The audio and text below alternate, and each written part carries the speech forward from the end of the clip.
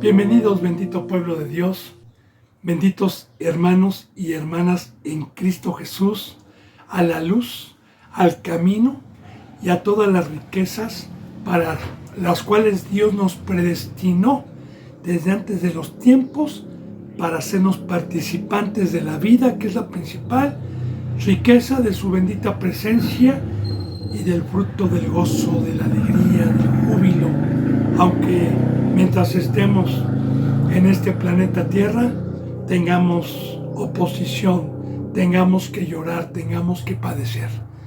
Bienvenidos a todos mis hermanos y mis hermanas en Cristo Jesús que vienen a buscar cada día, cada mañana, con hambre y con sed de justicia, este bendito camino. A todos los que vienen con un corazón contrito y quebrantado delante de Dios cuando le fallamos. A todos los que venimos con temor y temblor delante de Él, guardando el depósito que nos ha dado para el día de la redención. A todos los que venimos con la mirada puesta en las cosas de arriba y en esperanza de la vida eterna. Porque para los que tienen este fruto son las riquezas y las bendiciones de Dios. Bienaventurados a todos los que vienen a escuchar y creen a la voz de Dios y de nuestro Señor Jesucristo y del Evangelio. Así, bendito hermano y bendita hermana, antes de abrir su bendita boca, antes de empezar esta bendita palabra, yo me he puesto a pedirle y a rogarle a Dios que me permita ser un instrumento, un portador de su bendita palabra, que me permita profundizar cada enseñanza, claro, sabiendo que para poder tener esta riqueza, esta bendición, debo de venir delante de Dios con un corazón, guardando el pacto delante de Él, porque Él es el que conoce los corazones. También le he pedido y le he rogado por cada uno de ustedes, por cada suscriptor, por cada seguidor, por los que daban un seguimiento y ya no lo dan más, para que Dios los humille y los traiga de regreso y no se vayan a perder, por los que estén ordenados y predestinados por Dios y por Cristo para encontrar estas enseñanzas por este medio o por cualquier otro medio puesto por Dios para que dé un fruto de vida, para que dé un discernimiento y una comprensión.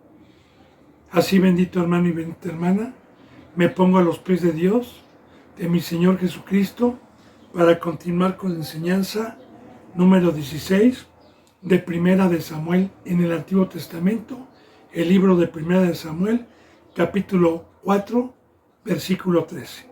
Vuelvo a repetir, Primera de Samuel, capítulo 4, versículo 13. Bendito hermano y bendita hermana. Ayer nos quedamos en que las profecías, lo que Dios dice, se cumple. Vimos cómo Dios castiga al pueblo de Israel en una batalla contra los filisteos y no les da victoria, y que posteriormente fueron con los ancianos, y los ancianos malamente, en ignorancia, sacaron o fueron por el arca de Dios en Silo y pensaban que con eso iban a derrotar a los filisteos. Vimos que con pecado, aprendimos que con pecado no se puede, y también aprendimos, bendito hermano y bendita hermana, que las profecías tanto de maldición como de bendición tarde o temprano se cumplen. En este caso, con la maldición que Dios había profetizado por medio de los dos varones que se le aparecieron a Elí, por medio del profeta Samuel, cuando Elí le preguntó sobre qué le había dicho Dios, y aquí morían sus dos hijos, Ofni y Fines, en la guerra, y de igual manera perdían la batalla y habían muerto muchísimos hombres de Israel. Y algunos que quedaron de pie, a los que pudieron huir, uno de ellos, de la tribu de Benjamín, llegó corriendo de la batalla. Ahí nos quedamos, y en el versículo 13, con los vestidos rotos, con cilicio sobre su cabeza, que ya también Dios me permitió enseñar estas benditas enseñanzas.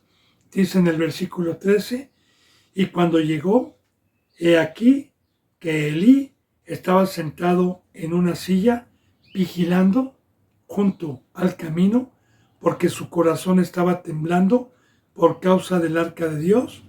Llegando, pues, aquel hombre a la ciudad, y dadas las nuevas a toda la ciudad, gritó.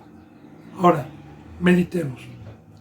Ya vimos que Elí era un hombre viejo, ya no veía bien, lo vamos a ver ahorita, pero muy importante, cuando llegó este varón, corriendo, huyendo, Elí, el sumo sacerdote, el padre de Ofni y Fines, estaba sentado en una silla, vigilando junto al camino. Vigilando junto al camino. Todo tiene revelación. Recuerde, bendito hermano y bendita hermana, que la bendita palabra nos dice que nosotros debemos de meditar día y noche en este libro de la ley. Que la bendita palabra no se lee con pecado ni a la ligera. Mire, hay muchas Biblias, muchísimas Biblias. Perdón que se mueve la mesita, está un poquito endeble, ya no voy a poner mis codos. Hay muchas Biblias que enseñan cómo leer la Biblia en un año. No le haga caso, hermano. Eso ya es metido por el hombre. Eso no es de Dios. ¿Por qué? Porque mire, yo conocí a alguna persona, alguna ocasión, que se jactaba de haber leído la Biblia 4 o 5 veces, que tenía más de 200 versículos de memoria, pero sin entendimiento, y pecaba. ¿De qué sirve eso, hermano? Entonces, primero, para que Dios nos pueda dar revelación, para que Dios pueda quitar los sellos que hay en cada versículo, hay un precio para que Dios nos ame y nos revele personalmente a cada uno, ya sea en la lectura o ya sea en el escuchar. Santidad y su bendita presencia. No hay para más. Bendito hermano. Entonces, recordemos también que la bendita palabra nos enseña que la bendita Biblia, el Antiguo Testamento, fue una sombra, fueron ejemplos terrenales, fueron parábolas, historias vivas, para que hoy pudiéramos entender por medio del amor de Dios las enseñanzas espirituales que Dios me permite enseñar y concordar con este bendito libro a los que se dicen que son cristianos. Porque hay muchos que vienen con pecado y que no están ungidos, que piensan que son cristianos, y por eso tenemos tan pocas visitas. Pero bueno, mire, voy a profundizar. Cuando dice que Elí estaba sentado en una silla vigilando junto al camino, vigilando. La bendita palabra nos ha despertado del sueño, nos ha hecho reyes y sacerdotes, nos ha hecho soldados para que nosotros seamos atalayas, vigilantes, junto al camino. Cristo Jesús es el camino, la verdad y la vida. Cristo Jesús. Pero de igual manera, bendito hermano y bendita hermana, nosotros debemos de estar vigilando la puerta del templo. Nosotros somos atalayas. Voy a profundizar, aunque ya lo había dicho, y voy a hablar de los vigilantes. Mire, ya se lo he dicho y lo vuelvo a repetir nuevamente. Perdón, hermano, que sea repetitivo, pero cada que me toca una enseñanza la tengo que profundizar, porque me ha dicho Dios que no dé su palabra a la ligera. Para poder ser un vigilante, necesito ver y necesito estar despierto. Son dos frutos que se necesitan. Y para poder ver, necesito estar en un lugar alto, como en el Antiguo Testamento, como una sombra de lo que iba a venir. La ciudad de Jerusalén estaba en un monte y está situada en un monte. Y todavía de que está en un monte, dentro de la ciudad, habían construcciones altas en donde Dios mandaba a vigilar a personas día y noche. Habían 12 puertas en la ciudad y los que estaban arriba en esas torres, que eran unas torres altas, tenían la visibilidad de ver a 20 kilómetros quizás, 30 kilómetros de distancia. Tenían la visibilidad. Entonces, ellos cuando venían, como estaban en un lugar alto, cuando venía el enemigo, ellos tocaban trompeta. Y cuando el pueblo que estaba abajo en la ciudad escuchaba la trompeta, cerraban los pórticos, se ponían la armadura, agarraban y esperaban al enemigo para no dejarlo entrar, a robarse a las mujeres, a los niños y a traer maldición. De igual manera también, para poder hoy espiritualmente tener este privilegio, se necesita estar en el monte, se necesita estar en la cruz, se necesita estar en la montaña, se necesita ser de arriba y no terrenal, no de abajo, no carnal, porque los de abajo están ciegos, no ven nada. Yo siempre le he puesto este ejemplo y se lo vuelvo a poner, ¿verdad? Yo aquí, en donde Dios me ha permitido esta obra, en esta construcción que Dios nos proveyó, aquí abajo está la planta baja. Este es un primer piso. Aquí arriba hay otro piso, arriba hay otro piso y arriba hay otro pisito. Entonces, yo estando abajo en la planta baja, aquí enfrente de mí hay una avenida donde estoy señalando, ¿sí? Donde hay un edificio. Aquí a la izquierda, porque nosotros estamos en una esquina, aquí a la izquierda hay otra avenida, ¿sí? Donde hay también una casa de 2 o 3, de 3 pisos a mi izquierda.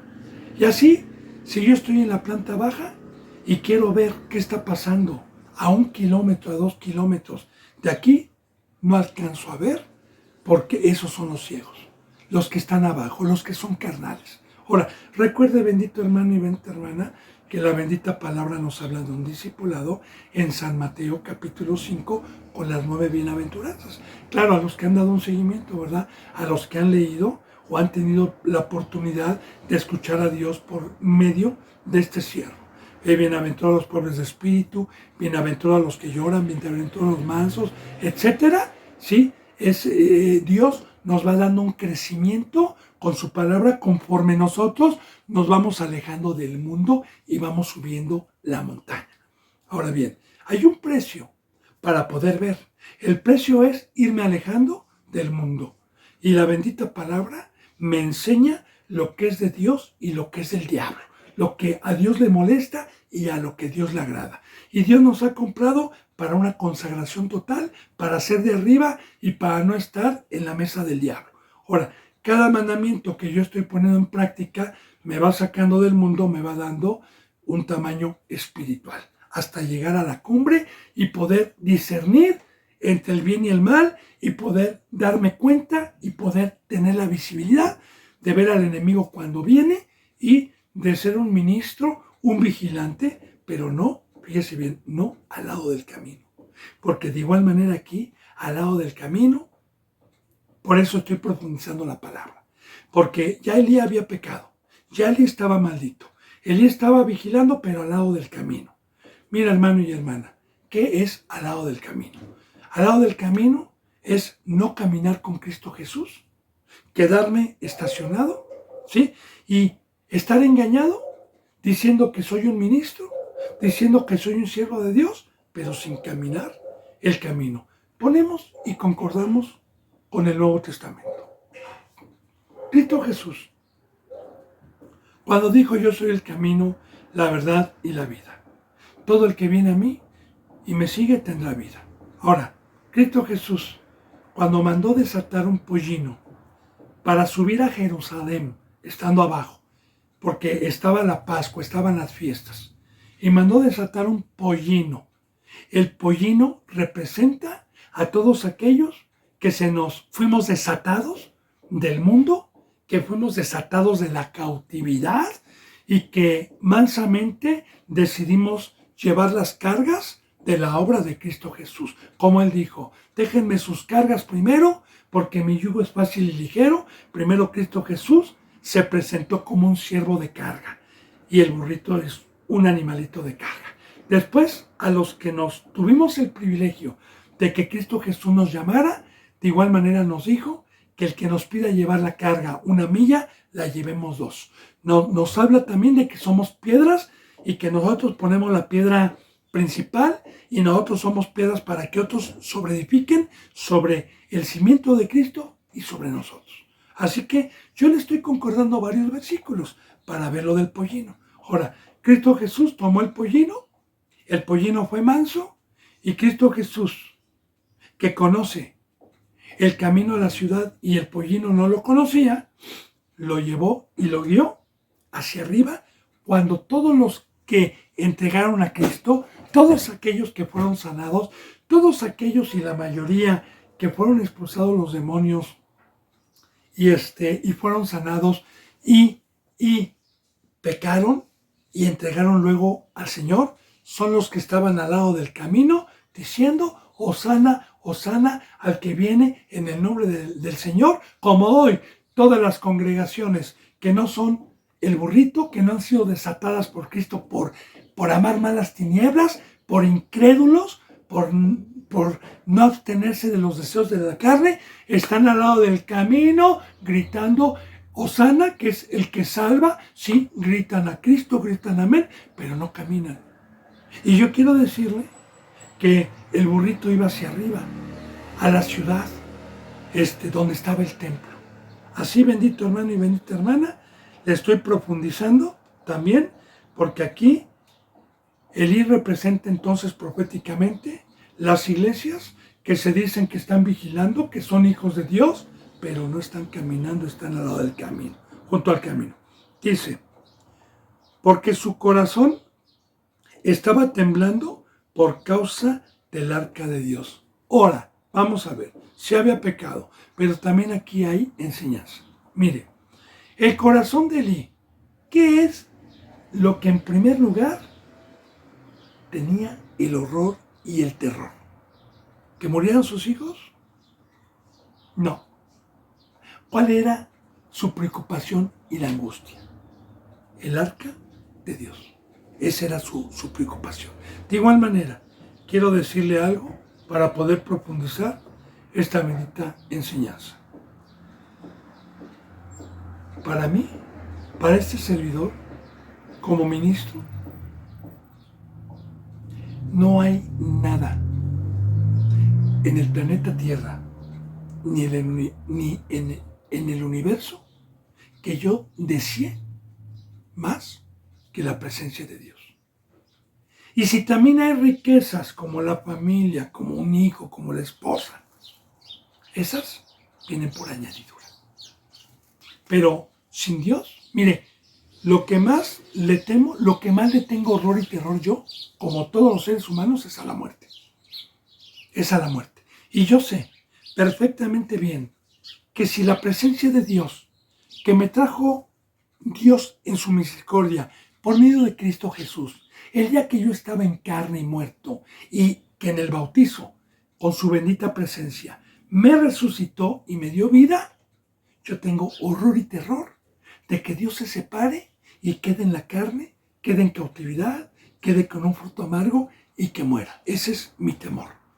Y bien, la bendita palabra nos enseña que el principio de la sabiduría es el temor a Dios. El temor. Hay una alabanza que yo se la he cantado y le he dicho referente a esto.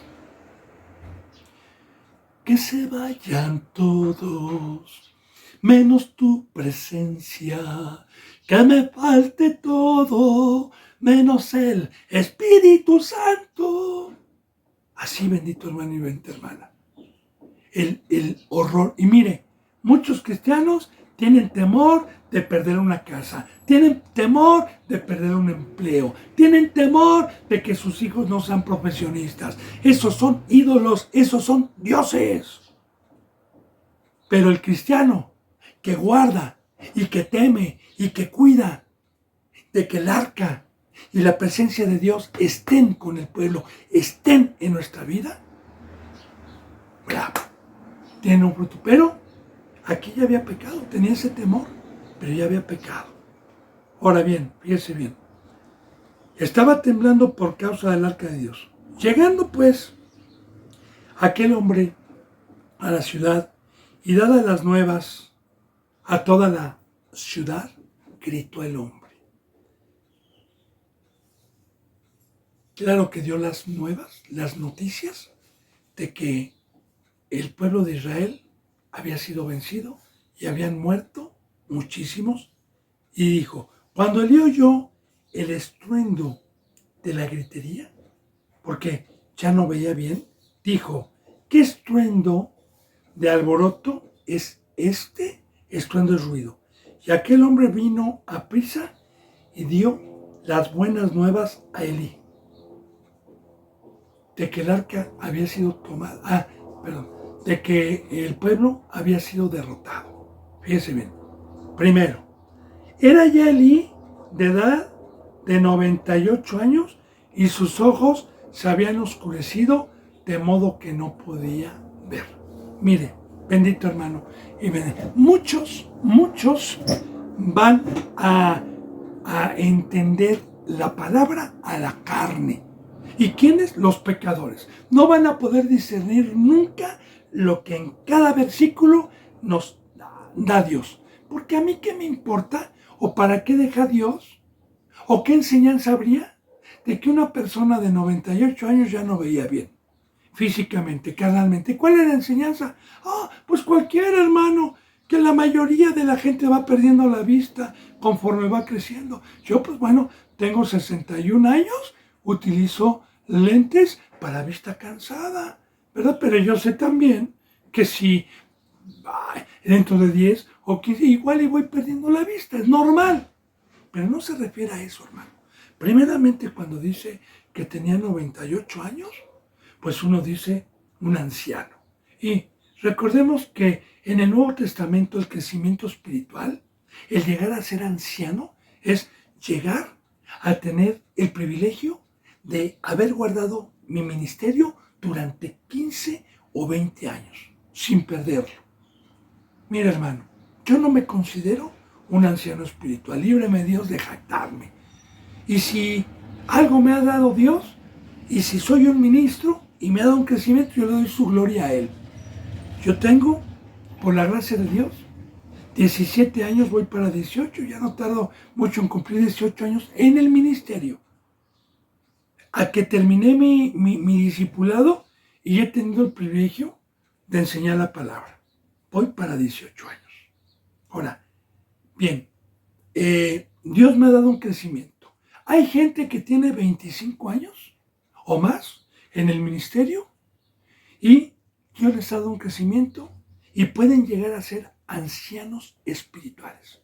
Pero de igual manera, yo con estos ojos uso lentes, pero con los ojos espirituales alcanzo a ver perfectamente bien las señales del cielo y las cosas que los ciegos y los que están abajo no pueden ver. Así que un anciano espiritual debe de tener una vista clara, que es el entendimiento a este bendito camino cuando estamos caminando el camino con Cristo Jesús y no hemos pecado. Así que aquí empezaba ya la maldición que Dios le había dado a este sumo sacerdote. Era un anciano, pero era ciego o no veía bien. Así como también en los tiempos de nuestro Señor Jesucristo, la bendita palabra nos enseña que habían muchos ancianos, muchos doctores de la ley, pero Cristo Jesús les decía, ustedes son ciegos, quedando ciegos, y los dos van a tropezar. Bueno, entonces, sus ojos se habían obscurecido. Y obscurecido, bendito hermano y bendita hermana, es que Dios me ponga un velo. ¿Por qué? En el Antiguo Testamento, en el templo que Dios mandó construir como una sombra de lo que iba a venir, había un velo cubriendo la presencia de Dios, donde estaba el arca del testimonio. El templo, que posteriormente se hace por medio del rey Salomón, todavía no estaba. el templo que se hizo el rey Salomón, había un velo, y el velo significa que el primer pacto, Dios no amó y no permitió la revelación que hoy nosotros tenemos, porque Cristo Jesús, cuando fue crucificado en la cruz, se rasgó el velo, como diciendo, Dios con nosotros, les voy a revelar la verdad, ya no en el Antiguo Testamento con sombras, sino a todo el que crea, y por medio de mi presencia les voy a revelar la verdad. Pero de igual manera, a los que podemos ver, yo hoy puedo ver, porque voy por el camino verdadero, pero igual si peco, mire, Dios me pone un velo, me vuelve a dejar ciego nuevamente. Ahora, aquí está, entonces ya vamos entendiendo, ¿va? Aquel hombre de la ciudad, bueno, cuando Elí dijo que estaba y sus ojos se habían oscurecido, ya le dije que un velo oscurece, de modo que no podía ver. Ahora, dijo pues aquel hombre a Elí: yo vengo de la batalla, he escapado hoy del combate. Y él le dijo: ¿qué ha acontecido, hijo mío? Ahora, ya vimos pecado de ceguera. También vamos a ver pecado de gordura. Las dos cosas que vienen como una sombra representando al sacerdote Elí, y que vimos cuál fue el pecado tan grande que cometió. Porque yo le vuelvo a repetir, hagamos memoria y meditemos. Yo puedo ver a un hombre como Judas, que dejó redes, que dejó toda su vida, que dejó casa, que dejó padre, madre, hermanos, y que siguió a Cristo Jesús para ser su discípulo, y que ya no regresó para atrás Judas, y que estuvo en todas las enseñanzas día con día, y que tuvo un ministerio dado por Cristo y por Dios, que fue la canasta de las limosnas. Pero no por eso estoy bendecido. Judas, su pecado fue la avaricia. Fue extraer y robar las limosnas y las ofrendas que entraban. Y aparte, por el pecado, ya no pudo ver, y fue un instrumento del enemigo para ir en contra de Cristo. De igual manera, Elí era un sacerdote conforme al corazón de Jehová. Era un sacerdote totalmente consagrado. Él no pecaba, pero por haber permitido dentro del templo herejía por medio de sus hijos, que ya lo vimos, y por no estorbarles, y por permitir que fueran piedra de tropiezo para el pueblo, que ya Dios me permitió, le vino toda esta maldición. Ciego, aunque era un anciano, ya no tenía entendimiento, y vamos a ver también las otras maldiciones que vienen aquí. Entonces, fíjese bien lo que dice. Dijo pues aquel hombre Elí: yo vengo de la batalla, he escapado hoy del combate. Y Elí le dijo: ¿qué ha acontecido, hijo mío? Y el mensajero respondió diciendo: Israel huyó de delante de los filisteos, y también fue hecha gran mortandad en el pueblo. Y también tus dos hijos, Ofni y Fines, fueron muertos, y el arca de Dios ha sido tomada. Ahora fíjese bien, cuando Elí escuchó que el pueblo había perdido, que muchos habían huido, y que se hizo gran mortandad, o sea que murieron muchos, y también sus dos hijos, Elí todavía estaba de cierta manera tranquilo. Pero fíjese lo que dice en el versículo 18. Ponga atención. Y aconteció que cuando él hizo mención del arca de Dios, que había sido tomada, fíjese bien, no cuando oyó que sus hijos Ofni y Fines habían muerto, ni tampoco que había habido gran mortandad. Ahí todavía no. Pero cuando escuchó que el arca de Dios había sido tomada, fíjese bien, Elí cayó hacia atrás de la silla al lado de la puerta, se desnucó y murió porque era un hombre viejo, pesado, gordo, como le dije, y había juzgado a Israel 40 años. Ahora, ¿qué es lo que nos enseña Dios, bendito hermano y bendita hermana? La bendita palabra nos enseña que la ira de Dios, la peor maldición que le puede venir a un ministro de Dios que ministró delante de Dios, lo peor que nos puede venir es la muerte. Y así lo dice la bendita palabra, que el pecado paga un salario y es la muerte. Así lo dice. El pecado paga un salario y es la muerte. Y la muerte espiritualmente es que Dios me abandone y se aparte de mí. Y si se aparte de mí, yo estoy muerto ya. Ahora bien, era un hombre pesado, gordo, obeso, ya también ciego. ¿Qué representa la obesidad? Espiritualmente hablando, acomodando lo espiritual a lo espiritual. ¿Qué representa la obesidad? Recuerde, bendito hermano y bendita hermana, aquí en México, por ejemplo, con los mexicanos, y en Estados Unidos también, hay una falta de cultura y de conocimiento de los padres para sus hijos, hablando de los que no son pueblo de Dios, en la alimentación de sus hijos, y no tienen noción del mal que le están haciendo, porque México es uno de los principales países de obesidad. Estados Unidos también. Ahora, yo he visto que aquí en México muchos padres que no tienen conocimiento le ponen el Boeing a su hijo, el refresco a su hijo, la hamburguesa, o le dan dinero o le ponen las papitas sabritas, los chetos, y luego le dan dinero. Y aquí, por muchos años, en las cooperativas o en las tiendas de las escuelas, vendían pura porquería, vendían pizza, vendían papas, vendían chetos, vendían dulces, vendían pura porquería. Claro que ya se prohibió hace poco, ¿verdad? Aparentemente. Pero los padres no tienen cultura. Y claro que ese tipo de alimento chatarra, conocido aquí en México como alimento chatarra, pues engorda o obesa a los hijos. De igual manera, simbólicamente, hay dos mesas, dos señores, dos banquetes. Uno que ofrece Satanás y otro que ofrece Dios, Cristo Jesús, Dios. El banquete de Satanás espiritualmente me mata. Espiritualmente es a la carne. Espiritualmente me engorda.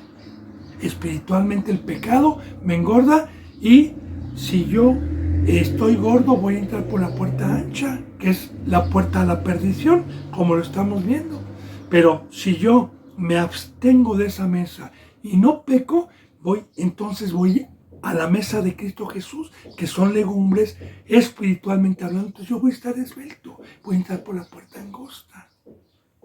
Entonces todo tiene revelación. Y recuerde, el comer de la mesa de Satanás es un banquete que ha engañado a muchos, primeramente a Eva y a Adán, cuando les dijo: coman de este árbol, coman de este árbol, coman de mí, coman de mi mesa.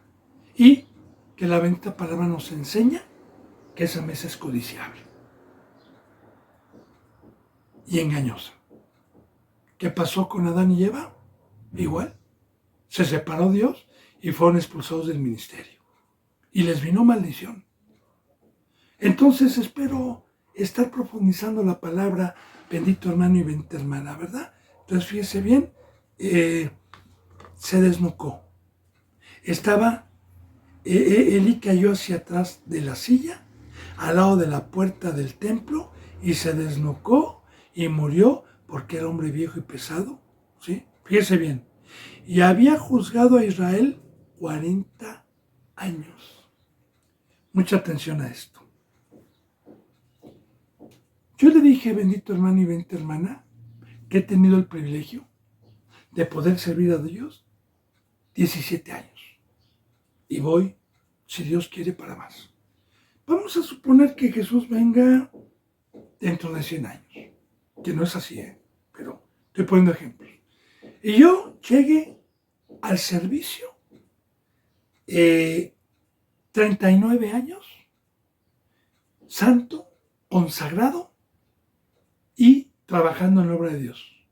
Quiero decirle que si yo me descuido, antes del juicio, antes de que termine mi carrera, antes de que Dios me pare el corazón, si yo me descuido y no completo la obra para la cual Dios me llamó, así me faltase un año, todo lo que hice no me lo va a tomar en cuenta Dios. Todo lo que hice, como dijo Pablo, mas yo sigo en temor, prosigo la carrera. No vaya a ser que todo lo que ya he hecho vaya a ser vano, vaya a ser en vano.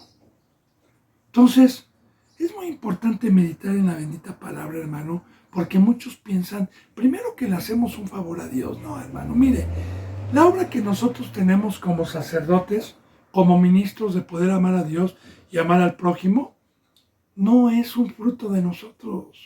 O sea, ¿a quién le voy a dar gracias yo?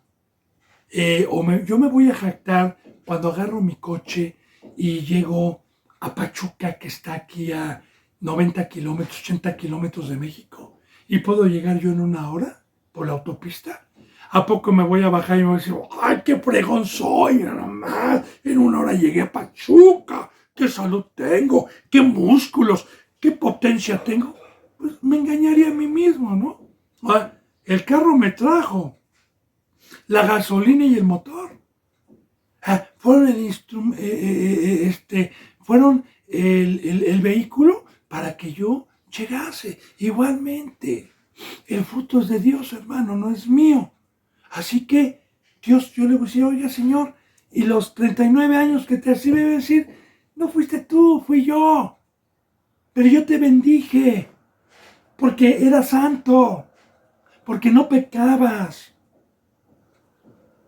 Bueno, entonces, no importa el tiempo, porque aquí sirvió 40 años y no le sirvieron de nada.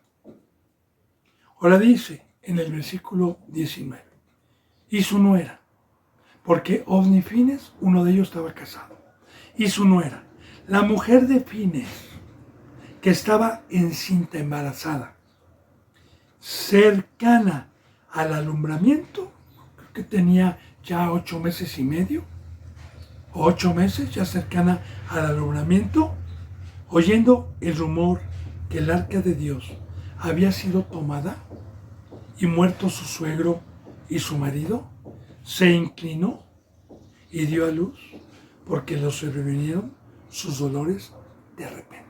Al escuchar también que Elí, que su marido... Ahora, ¿qué culpa tenía la mujer? Mucha.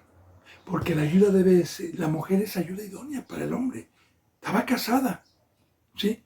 Mi mujer me debe de ayudar a despertarme, a ayudarme en la obra. Ahora, ya le dije, la peor noticia que puede haber es la muerte y es la separación de Dios. Ella, por la angustia, dio a luz antes de tiempo y murió.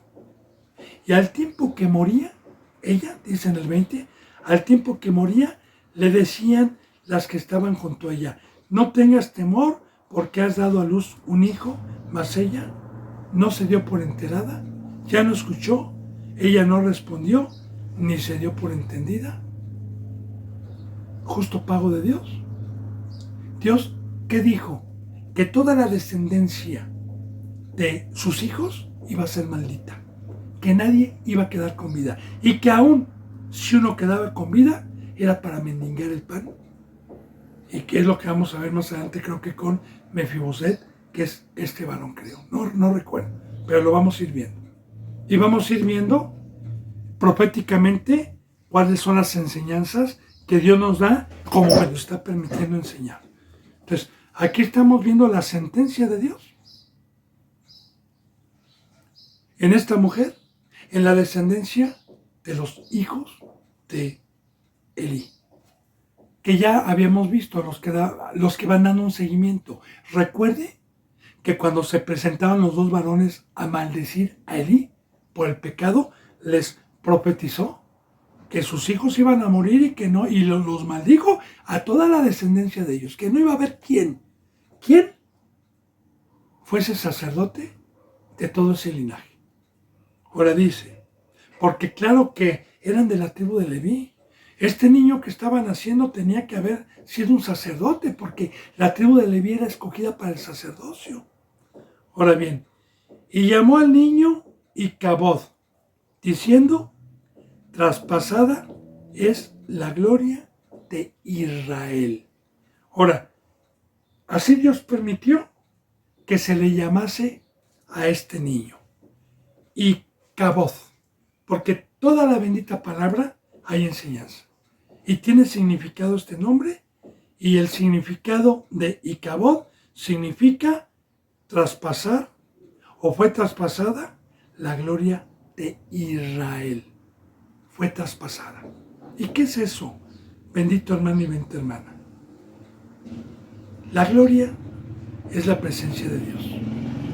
La gloria es el poder, es vida, es luz, es paz, es todo. La gloria de Israel es inmerecidamente la presencia de Dios en nuestras vidas. Ahora, ¿cómo puedo yo traspasar como pueblo la gloria, esta bendita riqueza? ¿Cómo la puedo traspasar? Muy fácilmente, contactando al Espíritu Santo o apagando el fuego que hay en mí, practicando el pecado. Practicando el pecado. Así que aquí estamos viendo que el arca que representa la gloria de Jehová, la presencia de Dios, fue alejada de este pueblo. Dice, por haber sido tomada el arca de Dios. Aquí está. Y por la muerte de su suegro y de su marido. Aquí está, fue traspasada. Aquí está, porque la presencia de Dios se alejó tanto del pueblo como de Elí, como de Ofni y de Fines. Su muerte. Por eso, hay muchas iglesias que hoy yo les podría dar el nombre de Icabod. De Icabod. Porque han traspasado la gloria de Dios y no se dan cuenta el día de hoy de la maldición que tienen. Dice en el 22, dijo, pues, traspasada es la gloria de Israel, que ya lo profundicé, porque ha sido tomada el arca de Dios. Así que bendito hermano y bendita hermana, todo aquel que ha perdido la gloria de Dios por necios, están muertos espiritualmente. Bueno, recordemos que el arca fue tomada por los filisteos y vamos a ver la enseñanza que Dios nos da sobre el arca, sobre su bendita presencia y sobre alguien que no ha predestinado Dios para su gloria. Recuerde que los filisteos van a representar siempre en el Antiguo Testamento a la oposición, al diablo y a sus demonios. Recuerde que los filisteos siempre fueron enemigos del pueblo de Dios. Siempre buscaban sus vidas. Como ya Dios me lo permitió, enseñar. Siempre. Ahora, ellos siempre van a querer tomar la presencia que nosotros tenemos, pero vamos a ver qué pasa. Vamos a ver qué va a acontecer. Ahora, dice en el 5:1, cuando los filisteos capturaron el arca de Dios, la llevaron desde Eben-Ezer a Asod. Claro que nadie puede capturar a Dios, hermano. Nadie. Pero estamos viendo una iglesia que fue tomada y a todos los que fueron heridos. Ahora, la presencia de Dios nos deja estas enseñanzas como parábola, para poder discernir y poder profundizar. No, nadie, Jehová de los ejércitos, nadie lo ha vencido, ni nunca será vencido, ni nadie lo puede capturar. Entonces, todo es con un propósito y una enseñanza, como Dios me lo está permitiendo revelar. ¿A quién representan hoy los filisteos? A los que están en contra. Por ejemplo, en los tiempos de Cristo Jesús, los filisteos representaban a los impíos, a los inicuos, a los fariseos, a los que entregaron a Cristo Jesús, a los que persiguieron a Pablo, a Pedro, a todos los que buscaban celosamente la presencia de Dios, pero con pecado. Ahora, fíjese bien. Y llevaron el arca desde Ebenezer, donde estaba, porque recordemos que fue tomada en Silo y fue llevada en donde estaban los campamentos, porque los campamentos estaban en Ebenezer, tanto lo de los filisteos cuando de los hebreos cuando se trenzaron en batalla.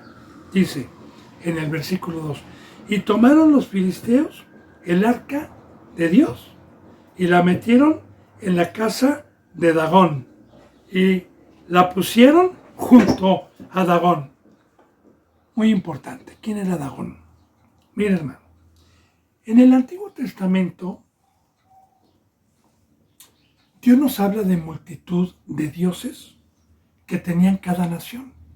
En Egipto tenía otros dioses, los filisteos tenían otros dioses con otro nombre, uno de ellos era Dagón, y cada nación tenía miles de dioses. No uno, miles de dioses. Pero, ¿quiénes son? ¿De dónde vienen? Porque a mí Dios me dice que profundice la palabra, que le enseñe bien. ¿De dónde vienen estos dioses? ¿Quién los sacó? En el Antiguo Testamento, y por qué vienen tantos, y si hoy están estos dioses o no están. Bueno, vamos a ver. Cuando Dios hizo al ser humano, no habían ídolos, no habían dioses. Adán y Eva tenían conocimiento de Dios. No se habla de ídolos. Cuando Adán y Eva pecaron y fueron expulsados, tampoco se hablaba de ídolos. Tampoco se hablaba de dioses hechos por manos humanas. Todo el proceso de los dos pueblos de Caín y de Set, que nacieron según la bendita palabra, y que los de Set adoraban a Dios, y la descendencia de Caín, tampoco nos dice y nos enseña la palabra que la descendencia de Caín tuviera dioses ajenos, porque Caín había conocido al Dios de arriba. Bien, cuando vino el pecado, porque los hombres se unieron en yugo desigual con la descendencia de Caín, y hubo pecado, solamente hubo uno que se guardó, llamado Noé. Y los 10 patriarcas, pero los 10 patriarcas habían muerto ya con Dios. Y el 10º patriarca, llamado Noé, no había pecado, todavía no habían ídolos. Antes de que viniera el diluvio, todavía no había ídolos. No se habla de ídolos. Nada más dice en Génesis capítulo 5, antes del diluvio, que el hombre en su mente estaba el hacer, el continuo, y sus pensamientos eran de continuo mal, de la carne, alejados de Dios. Ahora bien, después del diluvio, que se salvó Noé y su familia, 8 personas en total, según la Biblia. Entonces, una vez que el arca se posó en tierra, se le dio un mandamiento a Noé, a sus hijos y a su esposa, que se multiplicasen y llenasen toda la tierra y la sojuzgaran, porque tenían el conocimiento de Dios. ¿Qué es esto de multiplicarse? Así como también hoy Cristo Jesús dijo, vayan a todo el mundo, porque quiero pueblo, bauticen en el nombre del Hijo y del Espíritu Santo, multiplíquense, para que no se multipliquen los hijos del diablo, con el Evangelio. Recordemos que hoy los hijos de Dios son espirituales, los hijos del diablo son de carne. Ahora, así como una sombra de lo que iba a venir, cuando Dios les dijo multiplíquense, era para que enseñaran el camino de Dios. Porque Noé, su esposa y sus hijos tenían conocimiento de la ley de Jehová. Aunque todavía no existía la ley, pero personalmente, no por escritos, tenían una comunión y tenían conocimiento de Dios. Ahora bien, había profetizado un hijo del mal. Desde que Adán y Eva pecaron, Dios profetizó dos pueblos, uno de la serpiente y otro de la mujer. Así que, ¿en quién venía profetizado? El pueblo de la serpiente de los hijos de Noé, en Cam. Noé tuvo 3 hijos, uno llamado Sem, otro llamado Cam y otro llamado Jafet. Los 3 con esposas subieron y los 3 bajaron con esposas y se les dio el mandamiento de multiplicarse. Se multiplicaron y la bendita palabra nos enseña que Cam pecó viendo la desnudez de su padre cuando hizo una viña, que eso no lo voy a profundizar ahorita, ya traía la maldad. Cam pecó gravemente, hablando siempre simbólicamente con parábolas del Antiguo Testamento para poder traducir lo espiritual. El día que usted quiera esa enseñanza, con mucho gusto estoy a sus órdenes. Ahora, de Cam hay una genealogía de la cual creo que a la segunda o tercera generación nace el primer cazador y el primer poderoso bíblicamente llamado Nimrod.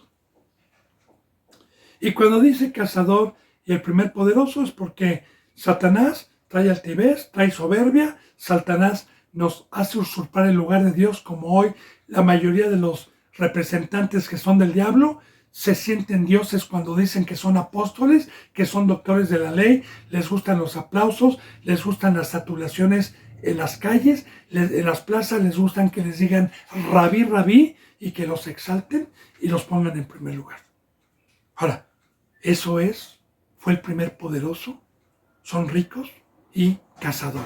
Y cazador, también estas iglesias, también estos falsos representantes, también así el primer pueblo de Dios cazaba y salía a cazar a los que verdaderamente habían creído en Cristo, a los que verdaderamente habían huido de la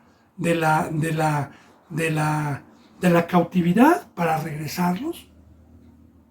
Y son cazadores que van a cazar cristianos.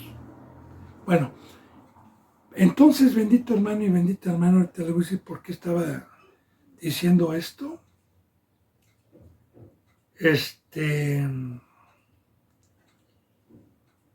Por los dioses. ¿De dónde vienen los dioses? Dagón.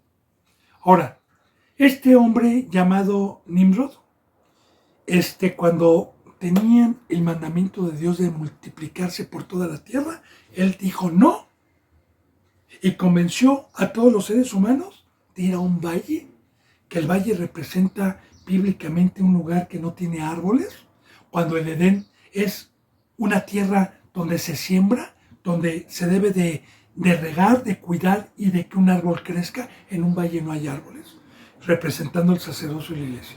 Los llevó a un valle porque ese tipo de iglesias no tiene un fruto, no hay un huerto, y empezó a hacer una torre.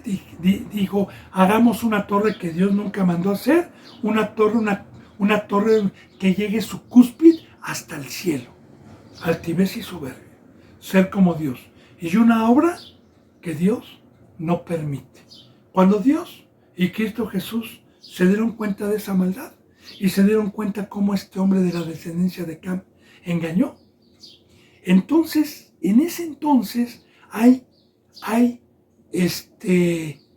libros de historia que nos enseñan que ahí se introdujeron los dioses ajenos al Dios.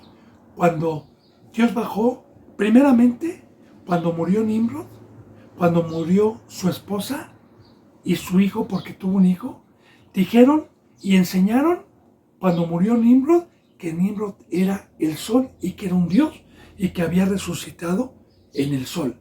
Cuando murió la esposa, dijeron que era la luna. Por eso a la guadalupana se le presenta con constelaciones y con la luna debajo de sus pies, en el catolicismo. Y su hijo representa también que resucitó y lo hicieron un Dios. Ahora, este pueblo adoraba y creyó en esos dioses y los empezó a adorar. Y cuando Dios vino y para que no siguieran su plan, confundió las lenguas, porque se hablaba un solo lenguaje en aquel entonces, y confundió las lenguas, donde de ahí vienen los dialectos, de ahí vienen las lenguas y la diversidad de idiomas que hay en el planeta Tierra.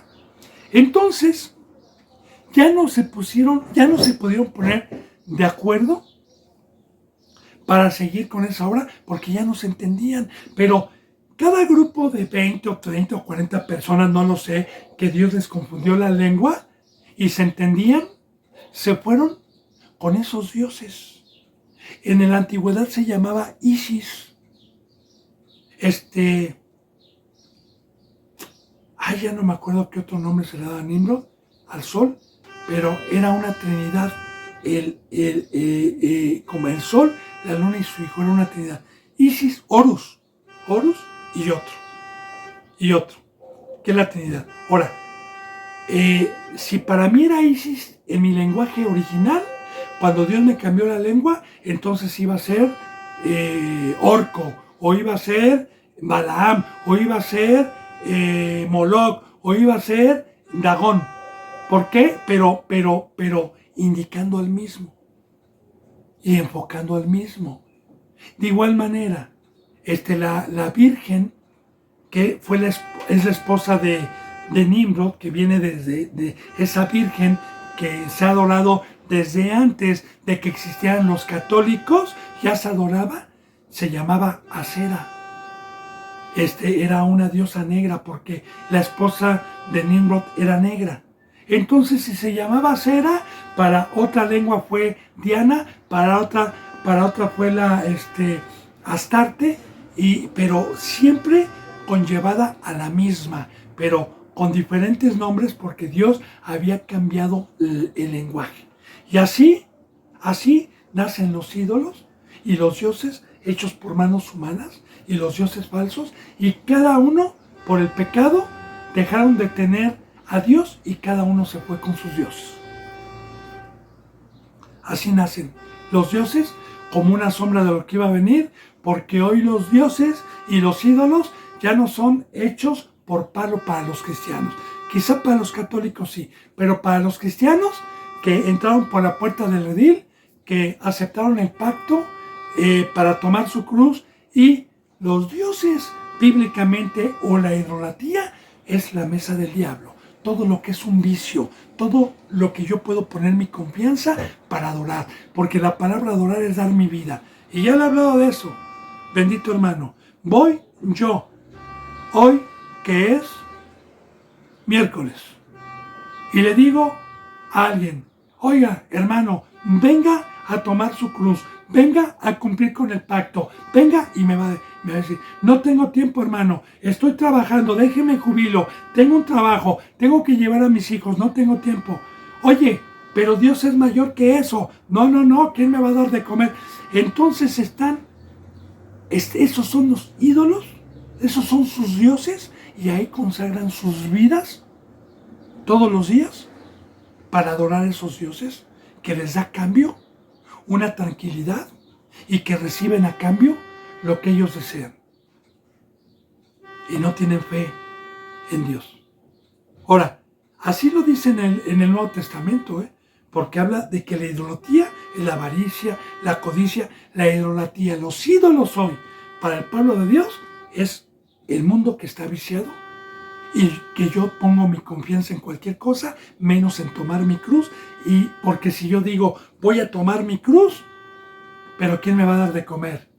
¿Pero qué va a hacer mi hijo? No, nadie. Bueno, bendito hermano y bendita hermana, mire, ahí nos vamos a quedar.